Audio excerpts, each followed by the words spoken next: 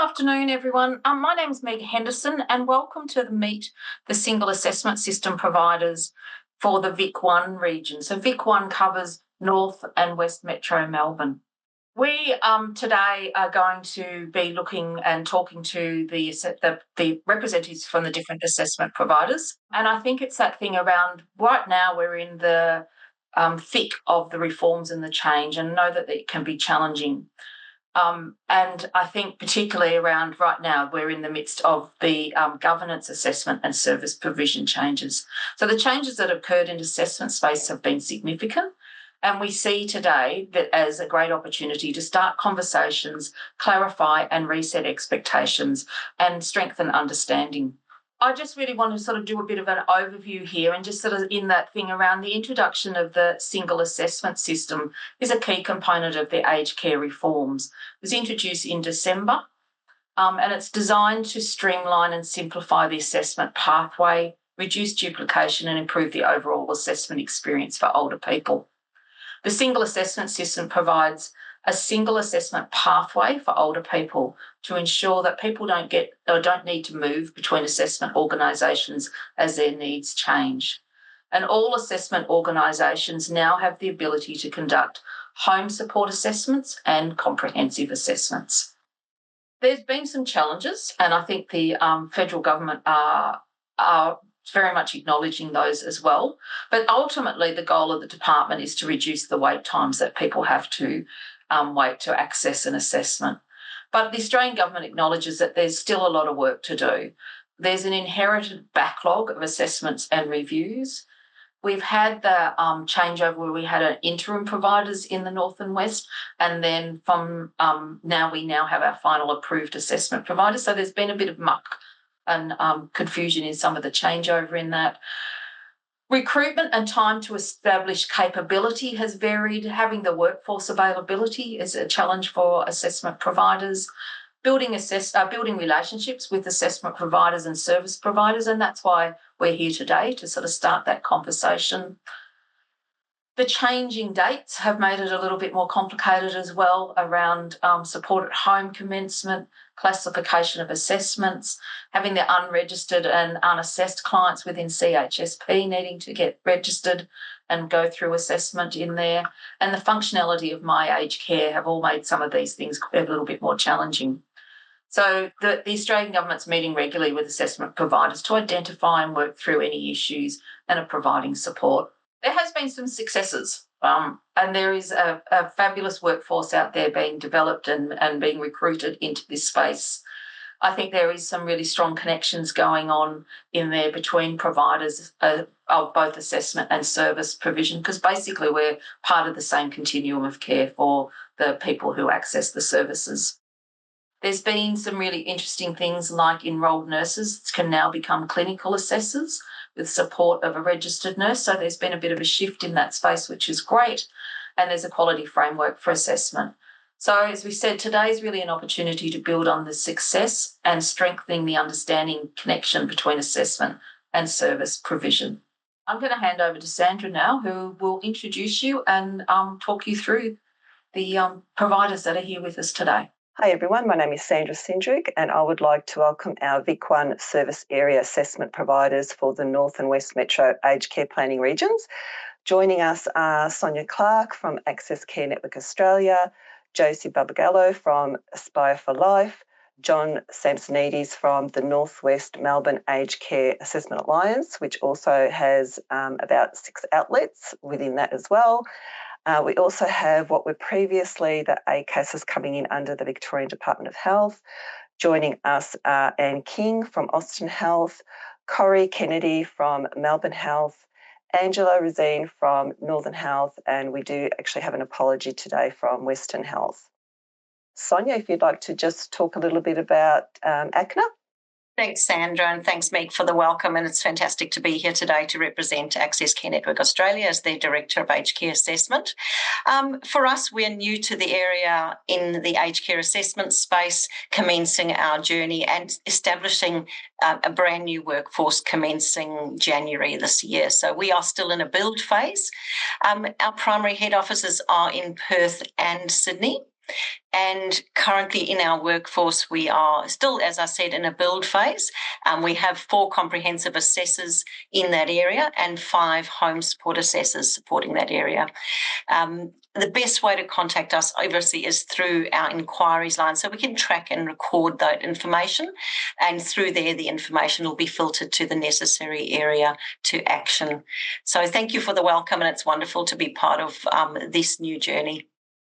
Thanks, Sonia. Thank you so much. I'll hand over to Josie next. Aspire for Life is also new to Victoria, fairly new. We were in Victoria late 24 to help with the transition.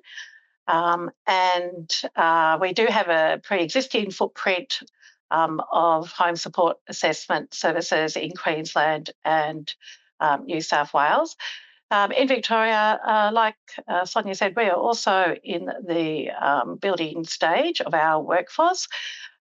We do have a workforce that is centralised in Coolangatta that manage our triage and our scheduling of assessments and delegation. At the moment, we have a EFT of non-clinical and clinical assessors. We are also leaning into some subcontractors that are supporting us in VIC1 due to the volume of assessments, but we hope to phase them out shortly. Our preferred contact details at the moment is info@Aspire. We are actually about to launch a new phone system which will also support improved access into our service in the near future. Thank you. That's great. Thanks, Josie. John. The Northwest Alliance consists of 6 consortium organisations, with DPV being the lead agency.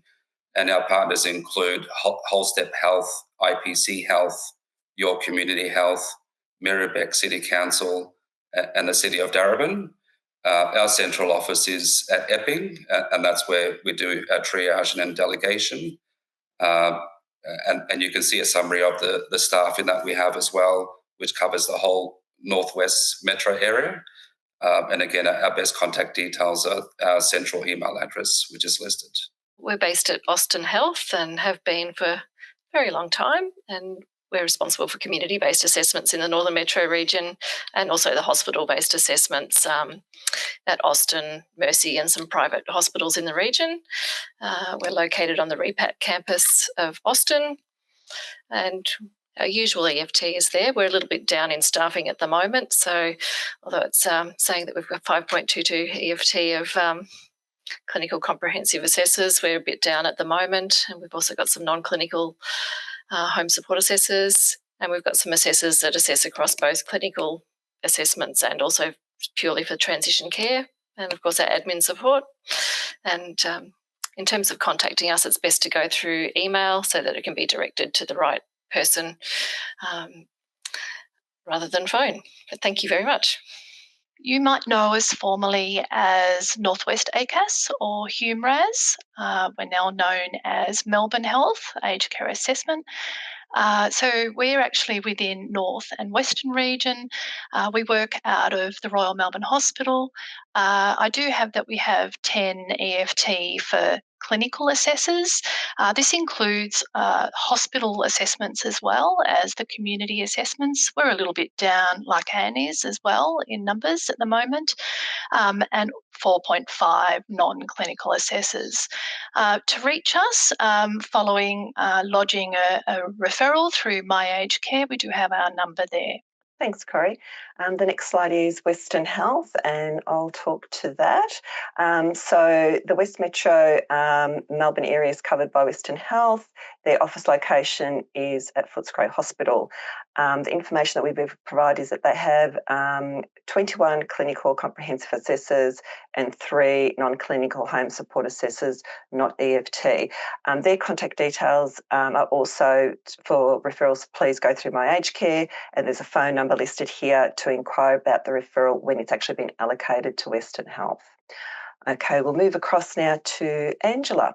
So I'm Angela Rosine, the Program Manager of the Northern Health Aged Care Assessment Outlet in the Northern Metropolitan Region. You would know us previously as Bundoora ACAS or ACAS Bundoora. We're still located in the north and situated at Bundoora campus. Currently, we have 16 EFT of clinical comprehensive assessors and 1.8 EFT of non-clinical assessors, which is for the home support assessments. Our contact number is on the screen, and this is Monday to Friday business hours. So if you do have a question with any referrals that are being directed to us, you can contact our admin and they can assist with your queries.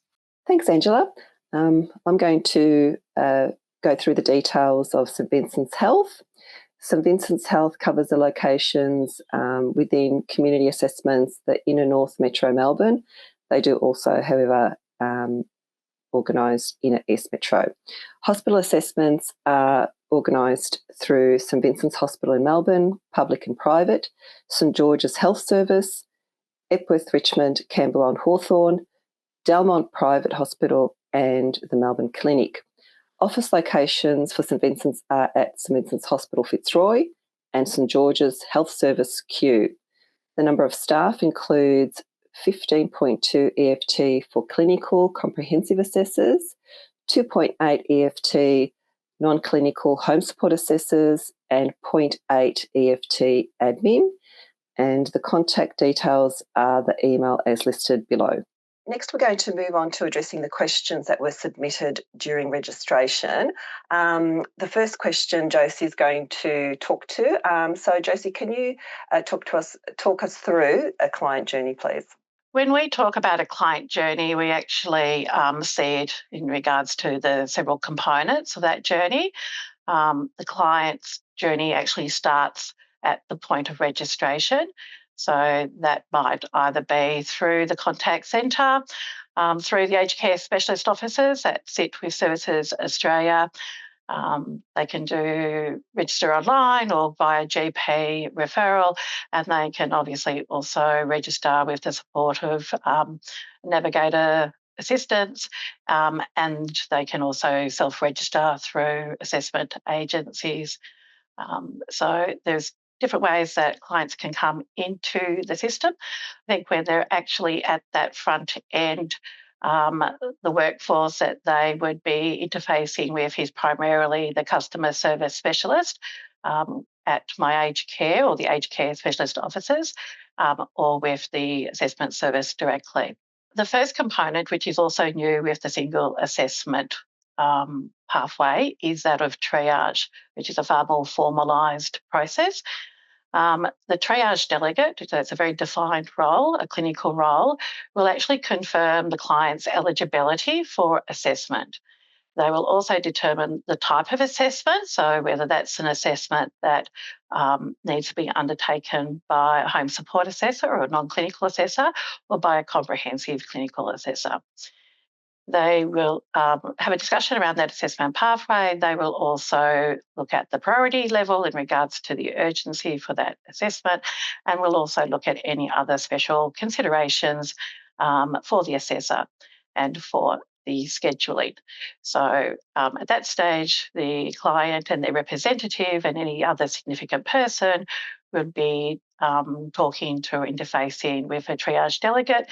And some of the agencies also have specific scheduling officers who will also support that process with booking and scheduling appointments. When the appointment has been decided in regards to the type of assessment, it moves on to that assessment workforce. That's the workforce that is now the single assessment workforce. There are three parts of that workforce. There's the home support assessor, also known as the non-clinical assessor. There's the comprehensive assessor, and there's also the aged care funding assessor who undertakes funding assessments in residential aged care facilities. So the assessment is supported, and that assessment workforce is supported by clinical oversight. The IAT, the integrated assessment tool, is very specific to all workforces, both the comprehensive and the home support. And there are algorithms that are built into that tool, and those algorithms are there now, probably not as well developed and established as they will be with support at home, but they do exist. So if a home support assessor is undertaking an assessment and any of those questions trigger for clinical oversight, there is the option and the availability for clinical oversight to support that assessment and therefore look at overall needs of that client in that one assessment. But those assessments are obviously completed face-to-face, and that's a preferred option in the client's home or any other setting that is preferable for that client. And obviously, we're still actually doing some telehealth and phone assessments due to the volume of referrals. The delegation is the process where a comprehensive clinical assessor who has additional skills and additional authority will actually review that assessment undertaken and for care types under the Act. So they will review that assessment and consider the evidence that will support the recommendation for any care type, such as home care packages, residential care, short-term restorative care. There is a fifth element, and that is reviews, and that is obviously where the client actually comes back through the system for additional requirements, additional care services, access to services, or additional access to care types under the Act. Thanks, Josie. Really appreciate that. Thank you. We'll move on to the next question. Corrie, can you talk us through the process on how you bring on and induct new staff? We advertise internally and externally for our assessors. It does require a significant amount of time to train them. Maintaining professional boundaries really is the key to having a good working relationship within this field. So that includes avoiding approaching assessors from other organisations. All new assessors are required to complete mandatory induction training. So the Department of Health and Aged Care, along with our own assessment organisations, are responsible for providing the training and supporting the assessors. So mandatory training consists of induction, and that can actually take up to 20 weeks. It's delivered through a blended learning model consisting of a number of online learning modules developed by the Commonwealth on a specific learning platform, and includes a number of appraisal activities. With the Department of Health assessors, they're required to attend 3 days of training to tease out some of those learning modules. So just identifying that assessment agencies can do things slightly different even within that training space. So we also have, in addition to that, we also have our own workplace orientation. So, for example, here at the Royal Melbourne Hospital, assessors need to complete mandatory training based on their own job description and health discipline. We have team leaders and workplace trainers to support with the induction training. It also encompasses job shadowing and mentoring, whereby they learn local area resources and services. So it does take some time. Certainly does. Thank you. Thank you for that overview. Move on to the next question, which is for Angela. Angela, are you able to provide a realistic timeframe for a new assessment and outstanding support plan reviews?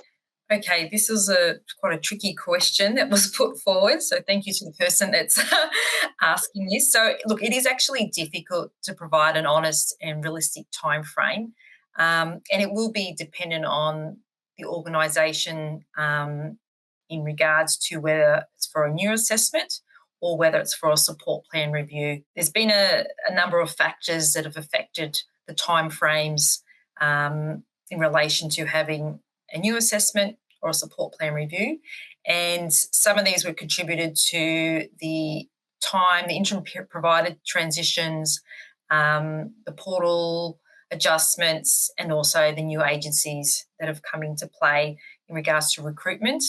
There was approximately over 1,000 assessments inherited as a backlog, and this is partly also from the exiting RASs from last year. And in regards to the support plan reviews, this is also quite difficult to predict how many are actually sitting on various agency portals.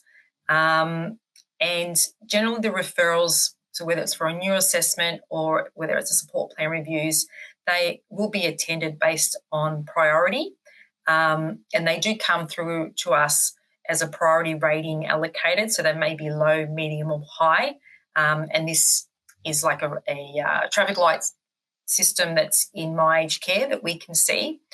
So what I do suggest that if you have sent a referral and haven't had it actioned for a period of time is to actually contact My Aged Care in the first instance to see which organisation, whether it's for a new referral or whether it's for a support plan review, that it's actually sitting in their outlet.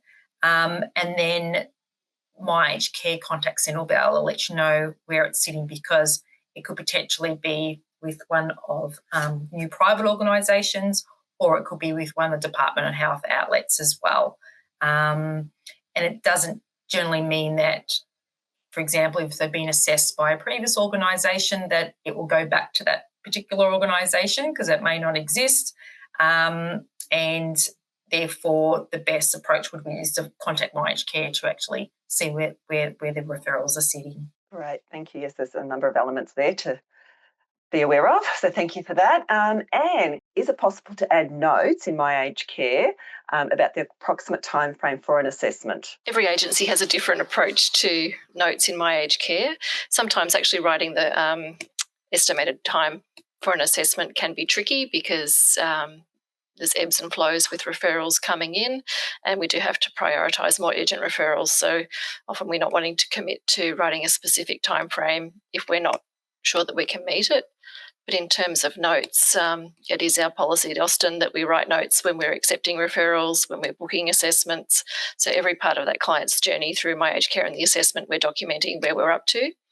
And we find that's very helpful for the team, but also for hopefully other providers.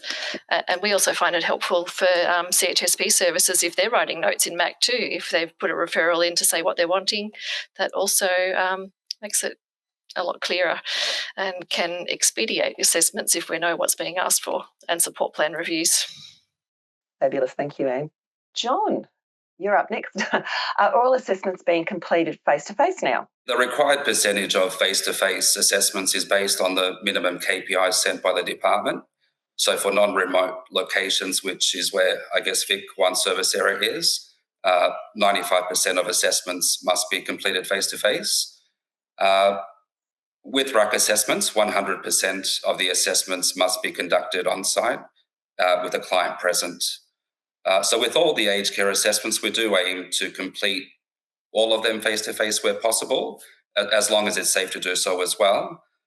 This improves client engagement, but it also aligns with a person-centred approach to the assessments.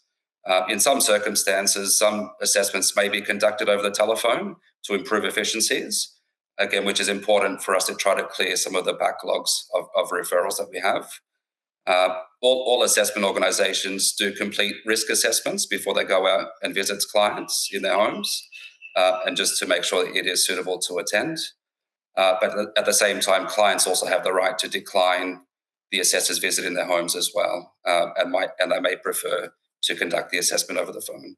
Thank you, John. Corey, My Aged Care referring clients who have had a previous assessment to their last assessment agency for a copy of their support plan.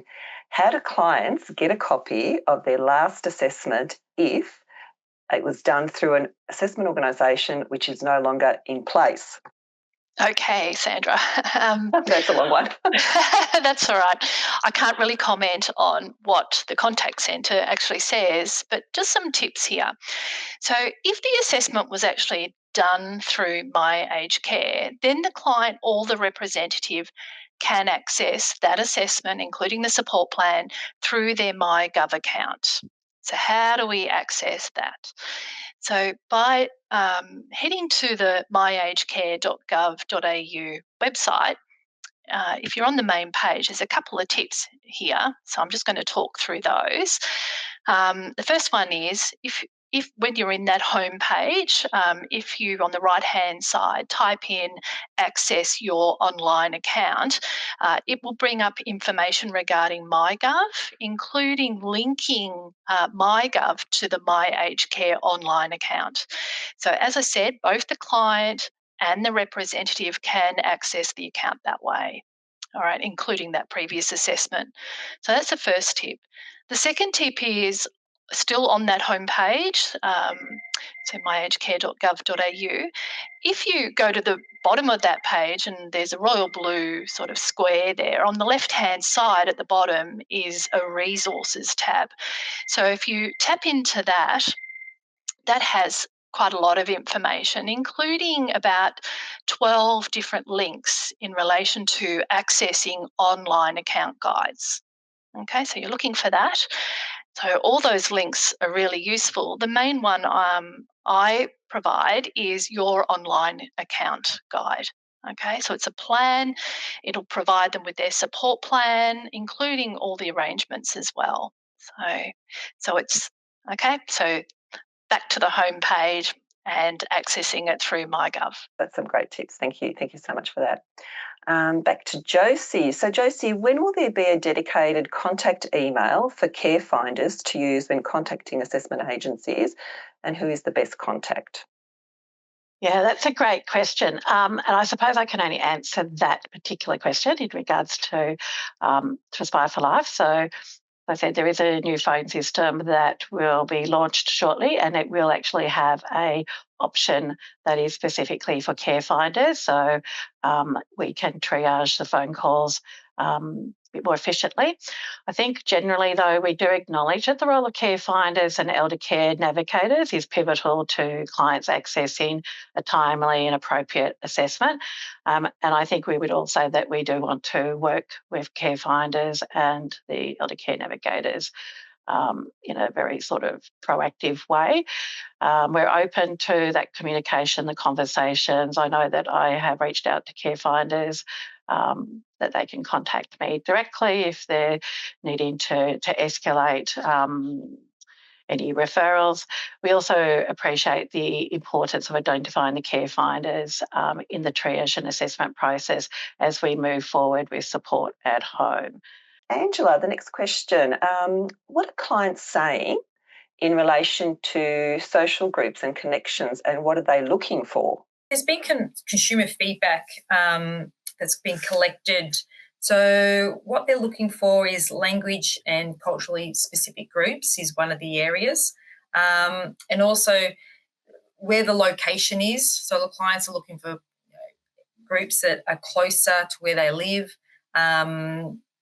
whether it's in their local government area, the postcode. And transport is one of the key issues of actually getting to and from the planned activity groups or connection groups as well. And one of the other examples is, I suppose, from an assessor's point of view, we don't always know the specifics of the social support groups that are listed in My Aged Care. So when we do go to match and refer them, so for example, if it was in our aged care planning region, we do come up with the list of all the service providers. However, there isn't enough detail to say, all right, whether it's like dementia specific or where the actual location of the activity group is, because sometimes it's just the organisation's name and their location. But for example, if it was like a provider that was in Heidelberg, would they accept clients from Panton Hill? So a little bit more information that could be put on the providers. Tabs in My Aged Care would also assist with linking clients to appropriate social support groups in our aged care planning region. Thanks, Angela. We have a couple of allied health questions next, and Anne's going to respond to these. So, Anne, is it possible to include a referral code for both occupational therapy and home mods at the same time? Well, the short answer is yes. But I guess it depends on every agency might have specific rules that they have in place for that scenario. I mean, I I can only speak for the way we do it at Austin, but generally anyone that we're referring to Allied Health for OT, it's our general practice to generate a home mods code and also a goods and equipment code, because we know that the clinician would need that. It can sometimes be missed, but that is our practice, that we make sure that they're in place so that they don't have to come back and ask for a support plan review. Yep, fantastic. The next question is it possible to get a GEAT or home mods code while a client is waiting for a review to enable us to continue our work? That's another tricky one. If there's a support plan review request in place, then there's no easy way to get that code until that support plan review has been completed by the agency that's got it. Sometimes if it's an urgent thing, you could ring the My Aged Care Contact Centre and they can issue urgent referral codes. Or if there has been codes in place previously that have already been used by providers but might not have been closed properly, sometimes the contact centre can reissue those, but it can depend who you get a hold of in the contact centre. They might not know how to do that, and they might just tell you to wait for the support plan review. So it's generally you have to wait, unfortunately, but if it's urgent, if you email into the agency that's got it, we can try and expedite things. Great information. And the last part of the allied health questions is, so some clients are referred to OT, however, they also need physio, but a code for physio hasn't been provided. And another part of that question is, how do assessors know which allied health discipline to refer to? Yes, well, sometimes knowing the what discipline to refer to comes down to assessor orientation and training, and knowing what allied health providers provide what services. So, for example, if someone needs a walking frame, you know that it would need to go to a physio rather than an OT. And so that's down to sort of training and induction, so your assessors know where to direct referrals. Sometimes there can be clients that might refuse that referral when we see them at the time, when you think, oh, maybe they do need physio, and they say, no way, I don't want that. I only want the OT. So we have to go with what we've only got consent to send a referral to. And there can also be instances when allied health providers have their books closed for physio, for example, but they're open for OT. So in any hope to get a service for a client, we might just send it to OT and then hope for the best that once they're linked into that health service, that they can get in the back door to a physio. So it's a bit of a tricky question to answer. I'm not quite sure if I've covered it all. Thank you, Anne. That's great. And Sonia, you're up. Sonia, providers are indicating that there are cases where the support plans have not been updated, and some of these support plans date back several years. Can you please explain what the expectations are with support plan updates and what service providers can expect? I think the key thing to realise is that no one's going to get a new support plan unless they've had an assessment or a reassessment. So a new support plan will only be generated when a person has been reassessed. So that's the key thing. And obviously, as we've probably indicated, there are a lot of support plan review requests out there. And from some of those, we might re-trigger reassessments if there's a need. I guess sometimes what you should see is in the notes, as we said, for every interaction or action or communication that's happened, there should be a note in the timeline for that person indicating what actions have been taken and any changes that there. So absolutely recognise that there won't be automatically new support plans generated. I think the thing to recognise too is sometimes what the providers can see in the back end might be a little bit different in MAC to what assessors can see as well. So it's always a good conversation if you are stuck with that, as we might be seeing slightly different things. We don't know if that'll change in the future, and it's a bit of a watch and act, and we know there's some updates coming up in the My Aged Care system as well. Something probably for you to know as assessment organisations, we're actually not paid to do needs reviews as well. So something that a lot of providers, CHSP providers, might not recognise or know, be aware of. Sonia, there's one more question for you. So from the 1st of November, what are the decision points or markers used by assessors to refer to CHSP or support at home, levels 1 or 2? Yeah, that's a really interesting one, Sandra, and I think we're all waiting for some more information to guide that in terms of, I guess, what the future state looks like. I think the key thing to remember is that we have the IAT, and how we respond to the IAT will drive what the algorithm produces on the other side.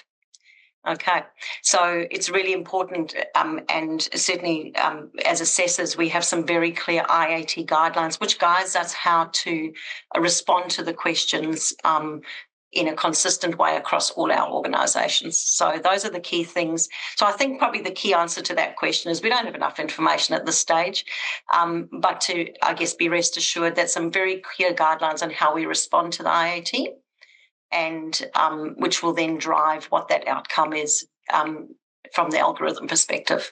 That's great. Thank you, Sonia.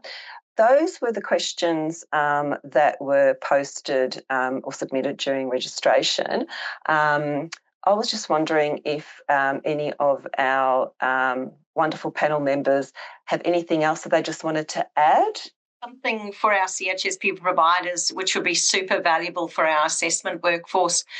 When you're, I guess, registering the supports that you offer, the services you offer, there's a, right at the bottom, I think it's in these slides, there's a piece where you can actually clearly identify if there's particular nuances or particular services that you offer as part of, say, an OTSEP, so particular programs from a social support perspective. That really helps our assessors to guide those referrals in the right direction to best, I guess, support the needs of the client that they have assessed. So something that would be super valuable for us as assessors as well. I just had one comment in regards to the providers, is just to ensure that the My Aged Care portal is up to date in regards to the wait list, whether it's opened or closed.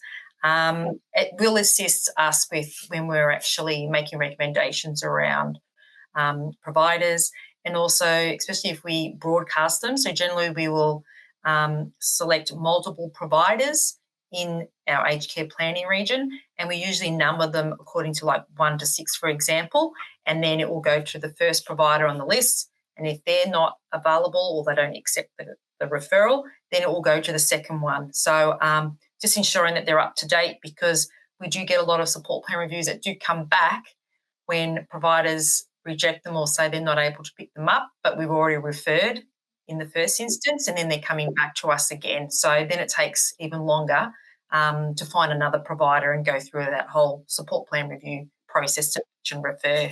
Thank you, everyone, for sharing your insights. I think this is a really good way to actually sort of build a better understanding between us all about how we can deliver better outcomes for the people that access the services. And I really see this as a bit of a start of a conversation, and sort of one of the ways that we can strengthen the relationships between assessment and service providers.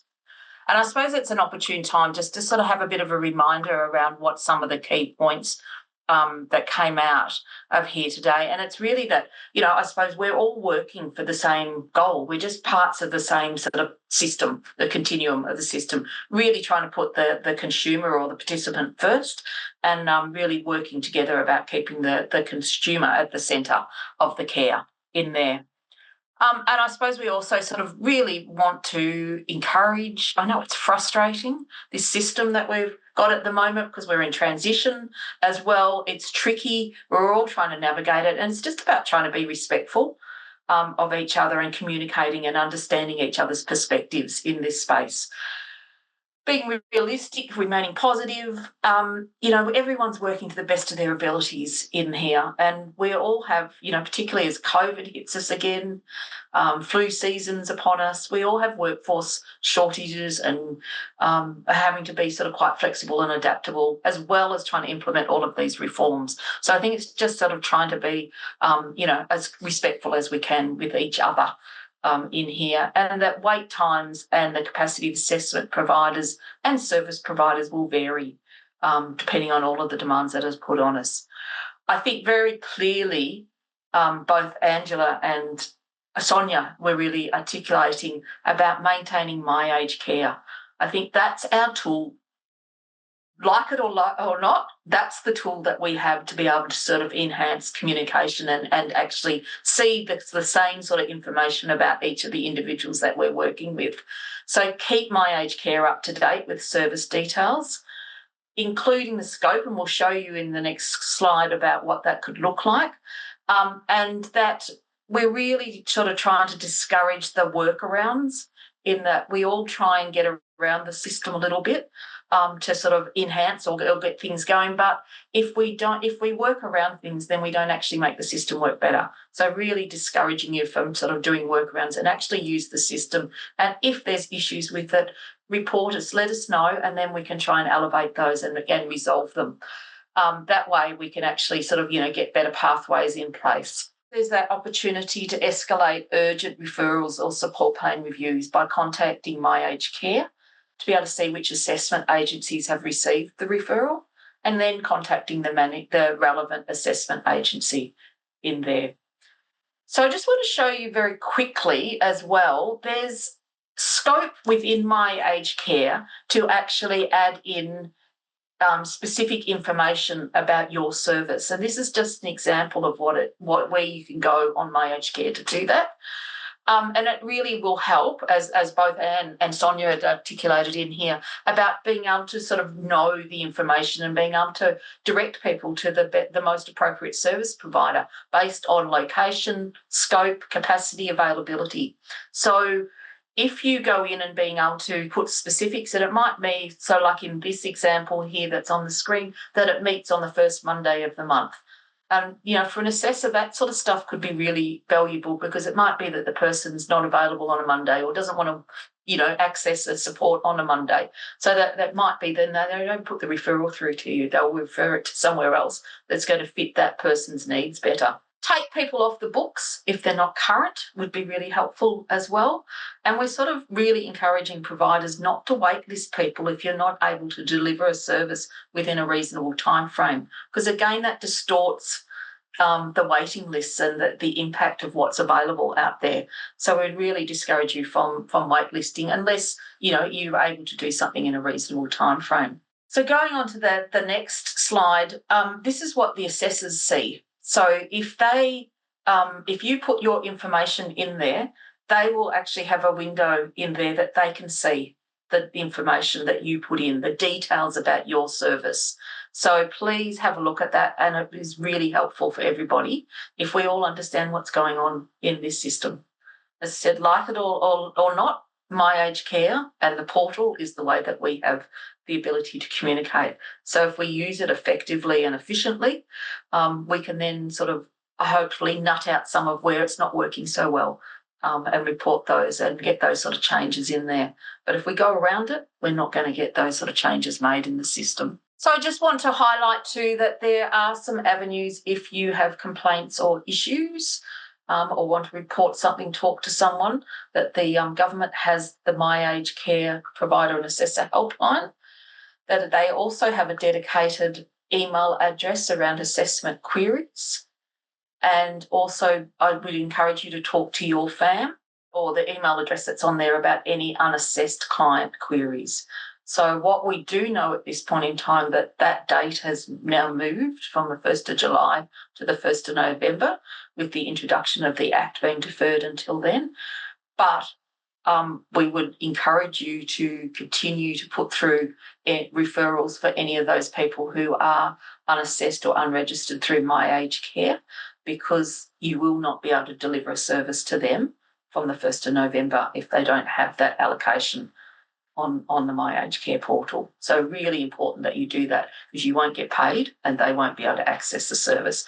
And none of us want that gap in there for people who need those services. So pretty much please, continue to drive that and encourage people to register or support them to do so. So I just want to say a big thank you to everyone. This has been really a lot of work in getting everybody together. And I really appreciate everybody, all the panellists sharing their expertise in this space. As I said, we very much see it as a start of a conversation around, now that we have our appointed providers around assessment, we're all very keen to sort of build those relationships, because we know that sometimes some of the really good work happens in the relationships that are built around assessment and service provision. So this was brought to you by SSD Connect Alliance today, and the Alliance is a representation of 7 providers who are funded in the sector support and development sector. If you're not already connected on our Keeping You Connected newsletter that comes out fortnightly, I'd seriously encourage you to do so, to subscribe. It has a lot of workshops and training and resources, as well as government-funded webinars and things like that, and information that's coming out. It's all sort of curated. So it's a really great way to be informed. In there, we also have some LinkedIn and our website in there as well, links. So we'd encourage you to follow those up. But otherwise, a big thank you to everybody. And I look forward to continuing this conversation as we go forward and navigate these great reforms. And as I said, we're really all out there trying to deliver on really good outcomes for people. So working together is the way that we can do that. So thank you, everyone.